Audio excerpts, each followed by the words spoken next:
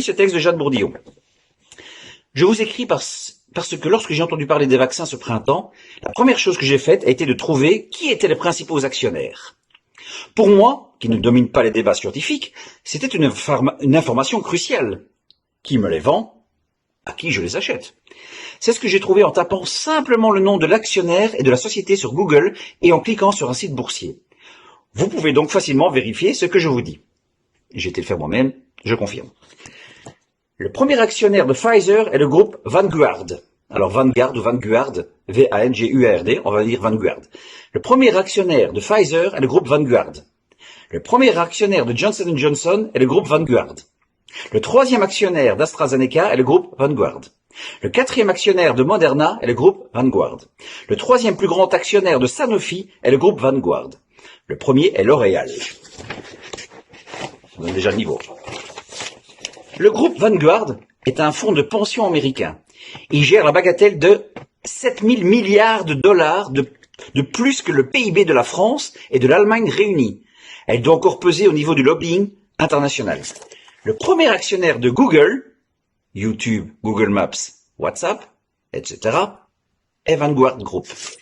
Le premier actionnaire de Facebook est Vanguard. Le premier actionnaire de Microsoft, Vanguard. Le premier actionnaire d'Apple, Vanguard. Ce n'est que le deuxième d'Amazon. Oh, petit joueur. En bref, le GAFAM, c'est lui. Intéressant, hein? Donc, au niveau du lobbying, pour nous vendre quelque chose, c'est sans doute très, très puissant. Le principal actionnaire d'Akamai est le groupe Vanguard. Akamai est la première entreprise mondiale de stockage de données numériques. C'est elle, avec l'imprimerie nationale, qui stocke les données de l'application Tous Anti-Covid. Et donc, je pense, je vous laisse vérifier, c'est elle qui l'écrit, hein, mais je confirme aussi, hein, qu'elle stocke aussi les données du QR code qui est utilisé par tous les lieux où il se trouve pour appliquer le laissez-passer sanitaire. Le premier actionnaire de McDo est le groupe Vanguard. Le premier actionnaire de Coca-Cola est le groupe Vanguard. Le premier actionnaire de Disney est le groupe Vanguard. Et enfin, la cerise sur le gâteau, le premier actionnaire de Philip Morris est le groupe Vanguard.